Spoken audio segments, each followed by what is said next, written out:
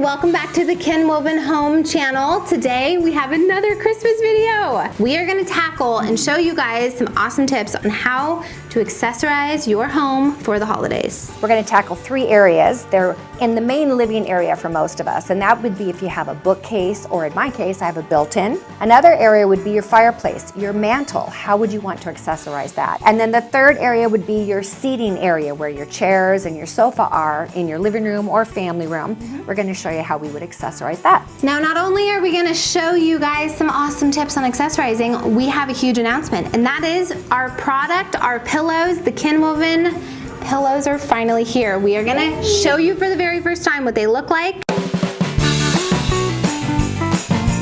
This is a huge deal. It takes a lot to get to a product on the market, and now to be able to offer it to you guys is just very, very, very exciting, and especially this time of year. If you want to see how we went through the process, you know, on the other channel, which is Ken Woven, this is Ken Woven Home, we have our reality style show, and that's where you can go and see how we came up with this whole product idea, the design aspect, the colors, the back and the forth, where it's coming from, who's making it, all the details. But you know what? The bottom line is they're going for sale today. You guys have commented, left messages, emailed, told us how excited you are about this, and so I kind of think there's not going to be a tomorrow for these pillows. So if you guys want a piece of the Ken Woven Home in your home, go ahead and click the link below, go to our website, and make sure that you guys purchase them. You can buy them individually, you can buy them as a set. There's gonna be 5 different styles. What we love about them is not only the quality, something we're really proud to put in our own homes, but to offer to you,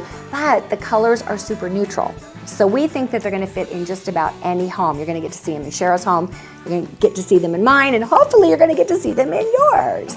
And then as our pillow line develops, we're gonna add all kinds of fun colors coming spring. So if you don't get one of these pillows, be sure to get the pillows in spring. Guys, this has been a very fun process, but you can go watch all that on the other channel. We'll link it below. Let's get into today's video. All right. What do you wanna start with first? Bookcases? Yep. How about the mantle? It's right behind us, very bare. Would that be a no? Apparently we have an agenda, and I haven't read the paper. I should open my emails. Why does that not shock me? Let's get started.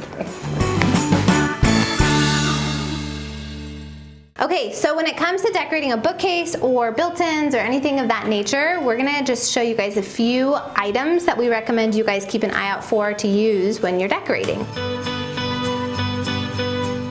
We love using books in our bookcases, and sometimes we put them in this way depending on the covers. Now these are all in the light color, so we could have kept them this way, but you can also put them this way. These are not only great to stack like this, but they're also excellent to stack like this and put something on top. So if you're looking for height, a book is a great way to do it. We also recommend using different height vases and different widths. So this guy is tall and skinny, and this guy is short and stubby. You kind of need both to fill in the space. And then you also need a variety for Christmas, different Christmas decor options.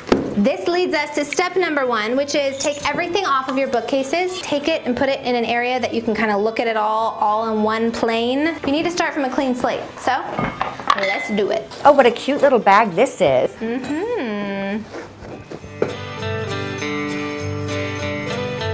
Oh my God, I love fall. Perfect. Thanks.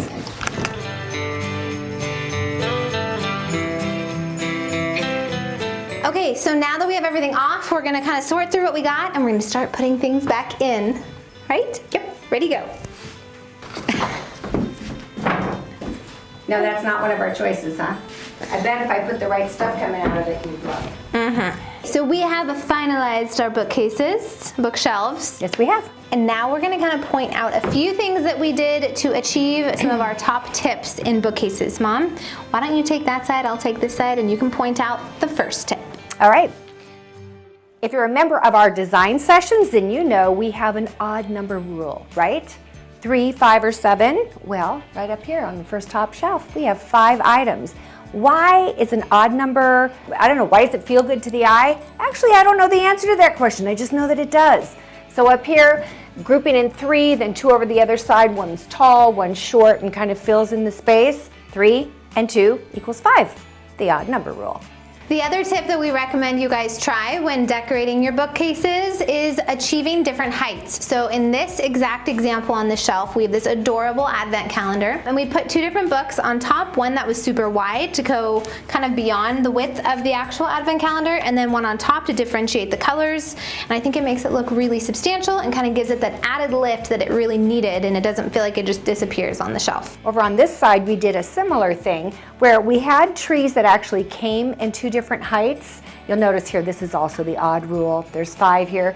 But look what happens when we take our little trees that are all the exact same height and we line them up over here.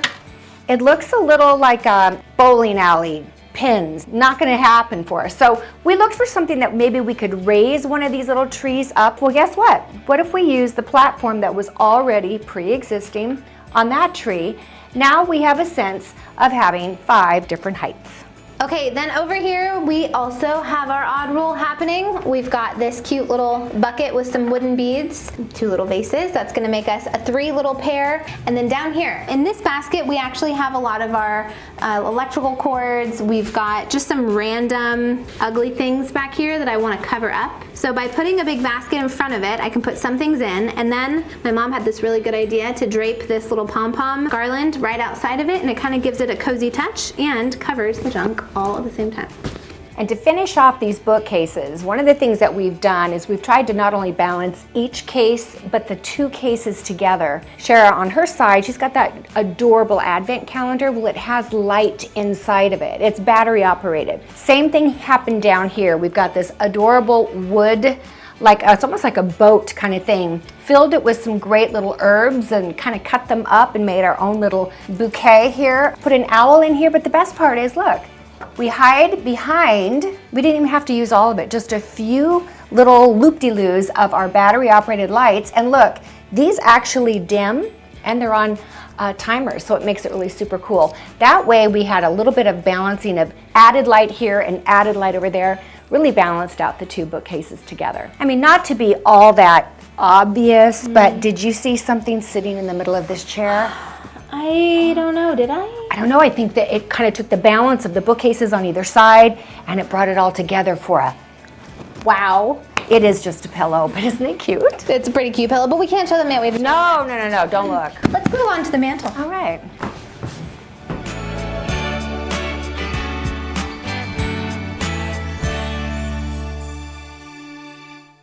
So when it comes to decorating the mantle, we are going to use a few different things that you guys could also use at your home. We have some greenery. And we have some accessory pieces like a Christmas tree, and this is actually a stocking holder. And these items can also be very similar to what you would normally put on your bookshelf, so you can also incorporate books and vases, lights, candle holders. Yes, all kinds of things depending on what you have and what works best for your space. Do you know that usually a mantle, when I design fireplaces, they're usually like 8 inches deep for a fireplace mantle. If you get one that's more like, 10 or 12, you've got a deep one. This thing must be at least 18 inches deep. It's almost up to your head. Oh, well, that's height. Well, I'm just saying this thing it goes almost to my armpit. She's got a big armpit. Okay, so that gives you a lot of room to play with. We have a couple things that are going against us and a few things that are going for us in this particular mantle. This is not just a painting, this is our TV, and it's pretty low, so when you sit to watch television, if we had a bunch of greenery on top here, which would look really nice, it actually would eat into our TV. So we can't put the greenery on top. We have to use this space. And I bet you a lot of people have that issue, or at least some. Yeah. So look how pretty this looks when we take this garland. There is actually an existing screw up there, which is working really well. We will wire it on. Look how pretty that is. Very simple, very traditional, but also very kind of just sweet, We're gonna add some twinkle lights and a few things to make this kind of pop, but this adds a really organic element. It does a lot for the mantle. It brings symmetry because it's centered on the fireplace, and it's faux, so it's not gonna light on fire. But if anyone's worried about the fireplace being right here, I do wanna just point out it's much lower than it looks. We require 12 inches of non-combustible space before you hit something combustible. I think we got a good 12 inches. We do. It just looks like it's bigger in this, but don't worry. Yeah. We're gonna be fire safe. Yeah. Go ahead and leave us a comment about that though if you want to, because we love hearing from you. And we know you will anyway. I'm cutting setting up some flocked pieces that we can add, because so far Sharrah's tree is green with some flocked pieces. So we want to kind of continue that idea of mixing the two kinds of greens, solid green and a snow-filled green. So here's the battery for some of my lights that I've put up into the mantle, and I want to cover them, so I'm going to use a single leaf. I might have to adjust this as we start to go, but that'll kind of cover what I got going on. Good job. It work to your favor if you wire things in. I don't know if our viewers can see what I'm doing, but definitely Scout can, so that's a plus. You got the bolt. You take this wire that you already wired to the garland, and you go around and around, securing it to that bolt.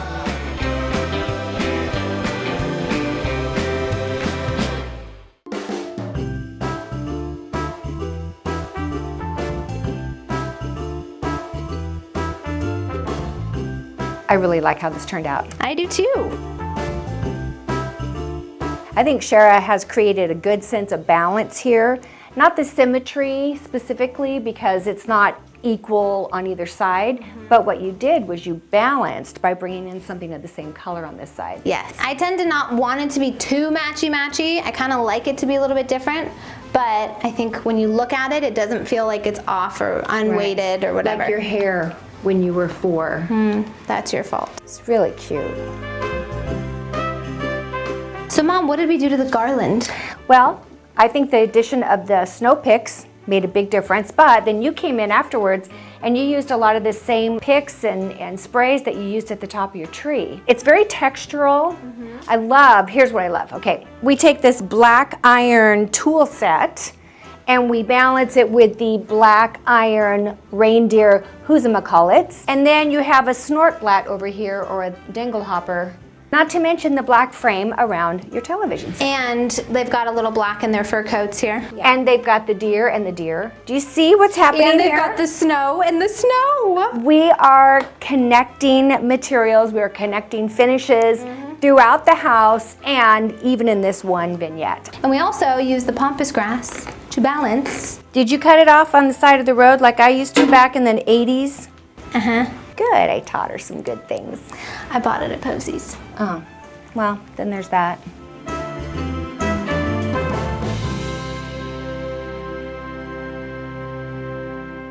Okay, Okay, so the last little section that we're going to talk about is the communal conversational area in your home. So obviously, first things first, it's all about your layout. I have switched up my layout this year because my Christmas tree is going to be taking most of the real estate on that side. It's a big thing when it comes to Christmas decorating. A lot of people try to just add a Christmas tree to everything they've already got, including their accessories. One of our first tips always in Christmas decorating is to move your furniture around to make room for your tree and eliminate as many of your already existing normal year-round accessories as possible, so that you can make room for the things you want to bring in. Otherwise, it gets to be a hot mess. We are going to be decorating our seating arrangements with nothing better than these lovely pillows right here. I think it's really great at this time of year to kind of change your textures. Teppy, what do you think of our new pillows? You like them? Are they comfy? In my home, you'll get to see when I do my Christmas home tour, I will be using our Ken woven pillows as well, and I'll be mixing them with some of the other pillows that I have. I think this one could make do. Could work. Yeah.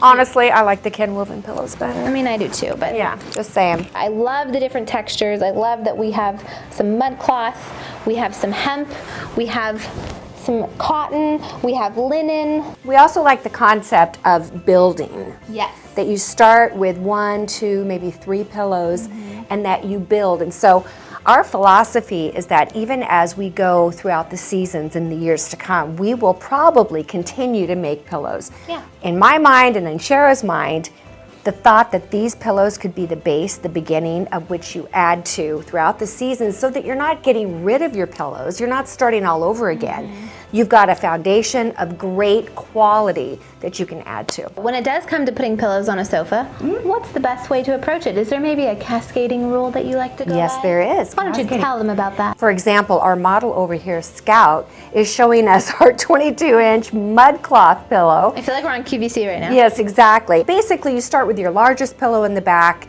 as you move forward to a medium-sized pillow and then the smallest in the front. That way, everything gets to be seen.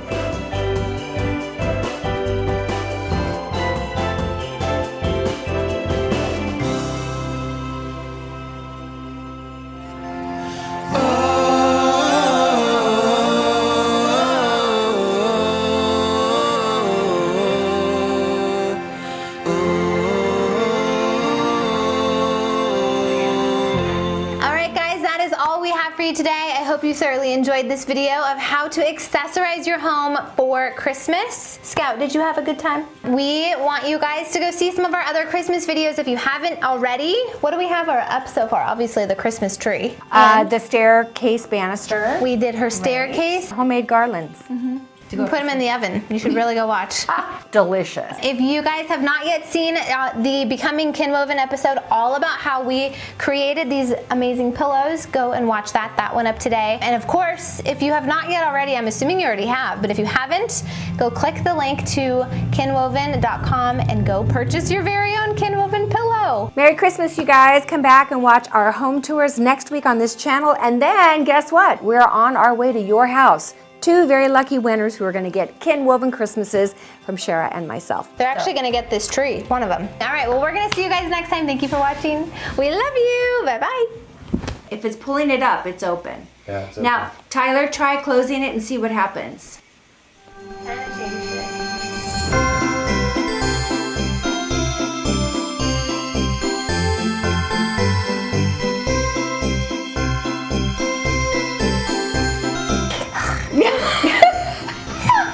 What is your problem? Oh no. Once it starts, it never stops.